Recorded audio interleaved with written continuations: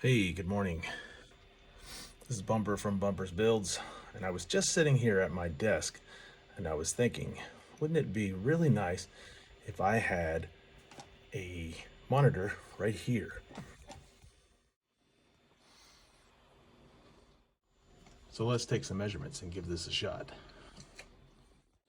So I'm going to come back here. I'm just going to measure what the distance is right here. It looks like it's 5 inches. So I'm just going to come in from right here with maybe a 2x4. Come out to here, go straight up to right around here. And then I'm going to attach that TV. Not really a monitor, but we'll see what happens. Threw together a sketch for what I'm thinking about, and it looks something like this. I'm just going to make this out of one 2x4. A little 5-inch section here, cut out of 45.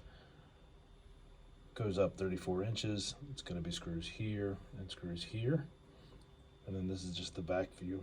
I debated on putting a cross member here, but I don't think I'll need that because it's just a super light TV, and I think it's going to be pretty stable.